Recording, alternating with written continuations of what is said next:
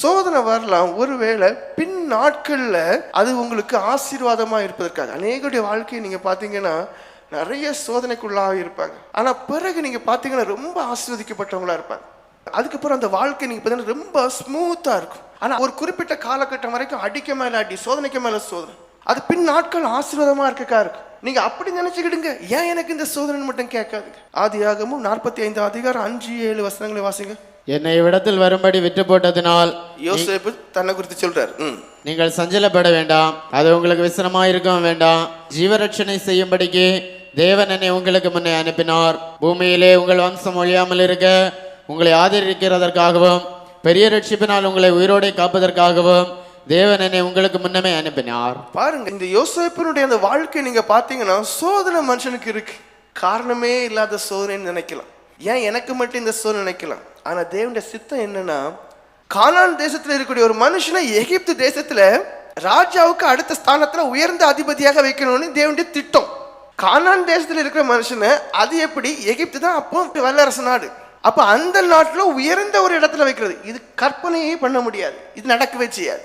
யோசேப்பு அப்ப நான் கானான் தேசத்தை விட்டு எகிப்து போறேன்னா ஒழுங்கு அங்க இருப்பார், யாக்கோபு விடவே மாட்டார், செல்ல பையன். அப்போ சில காரணங்களுக்காக என்ன பண்றாரு, முதல்ல உறவுகளை உடைக்கிறார், அந்த பாசத்தை உடைக்கிறார், எல்லாம் உடைச்சி கொண்டு போறதுக்கு ஆயத்தப்படுத்துறார். சொந்த சகோதரர்களை வெறுக்கக்கூடிய சூழ்நிலை உருவாகுது. அப்ப நினைக்கும் போது கஷ்டமா இருக்கும், ஆனா வேற வழியே கிடையாது. அவங்களுடைய வாழ்க்கையில நீங்க பரலோக ராஜ்யத்துக்கு பிரயாசப்படும் போது ஒட்டுமொத்த குடும்பமே உங்களுக்கு வெறுக்க இடம் இருக்கும். ஆனா பின் நாட்கள்ல ஒரு ஆசீர்வாதத்தை வச்சிருக்கிறார். ஒரு மனுஷனுக்கு சத்துரு குடும்பத்தாரேன்னு இருக்கு, அதுவும் குறிப்பா யதார்த்தமான கிறிஸ்தவ வாழ்க்கை வாழக்கூடிய விசுவாச வாழ்க்கை வாழறதுக்குன்னா குடும்பம் உங்களை எதிர்க்கும். ஏன் மற்ற சபையாரை போல மற்றவங்களை போல எல்லாம் போட்டுட்டு எல்லா விதத்திலும் இருக்கலாமே இருந்துடுங்க. ஆனா உங்களை யாருமே சொல்ல முடியாது இயேசுதான் எனக்கு பரிகாரி, உங்களை யாருமே சொல்ல முடியாது நான் குறுகின வழி நடக்கிறேன். இங்க சொந்த சகோதரர்கள் மத்தியிலிருந்து பிரிவினை உண்டாகுது, விற்கிறாங்க, குழியில போடுறாங்க, விற்கிறாங்க, எகிப்துக்கு ஆளு போகுது. செல்ல பிள்ளையா இருந்த மனுஷன் அடிமையா இருக்கிறான். பார்வோனுடைய மனைவியினாலே சோதிக்கப்பட்டு குற்றம் செய்யாமல் இருந்த பிறகு சிறைச்சாலை. இவ்வளவு சம்பவம் நடக்குது. அநேக வருஷங்கள் உருண்டோடுது.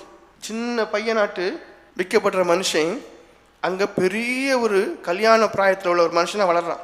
ஏன்னா அதுக்கு பிறகு ராஜா என்ன பண்றார், கல்யாணத்தை பண்ணி வைக்கிறான். அப்போ அநேக வருஷங்கள் மனுஷன் சோதிக்கப்படுறான். பிறகு என்ன ஆகுது, மிகப்பெரிய உயர்ந்த ஆசீர்வாதத்தை கொடுக்கார்.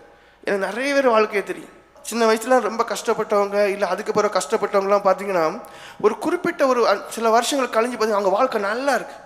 ஆனால் இந்த சின்ன பிராயங்கள், இந்த மாதிரிப்பட்ட பிராயங்கள்லாம் ரொம்ப தாறு மாறலாம் வாழ்ந்துட்டு அதுக்கு பிறகு பார்த்தீங்கன்னா அவங்க வாழ்க்கையெல்லாம் பாருங்க, நிறைய வாழ்க்கை சின்ன பின்னமாக சீரழிஞ்சிருக்கு. அப்போ உங்களுடைய வாழ்க்கையில சோதனை வருதா, கேள்வி மட்டும் கேட்காதுங்க, ஏதேனும் ஒரு காரியம் இருக்கு. பொறுமையா இருந்து எனக்கு ஆசீர்வாதம் கிடைக்கும், முதல் காரியம். ரெண்டாவது, பின் நாட்கள்ல நிச்சயம் ஆசீர்வதிப்பார். அதான் வேதம் சொல்லுது, நம்பிக்கையில் சந்தோஷமா இருந்து. என்ன நம்பிக்கை, நான் இப்ப இவ்வளோ கஷ்டப்படுறேன், இவ்வளோ கண்ணீர் வெடிக்கேன், நிச்சயம் இந்த கஷ்டமான சூழ்நிலை எல்லாவற்றையும் விலக்கி என்னை ஆண்டவர் உயரத்துல வைப்பார், ஆசீர்வதிப்பார், நல்லா இருப்பேன், பின் நாட்கள்ல நல்லா வைப்பார். அந்த விசுவாசத்தோட ஒரு வாழ்க்கை வாழணும்.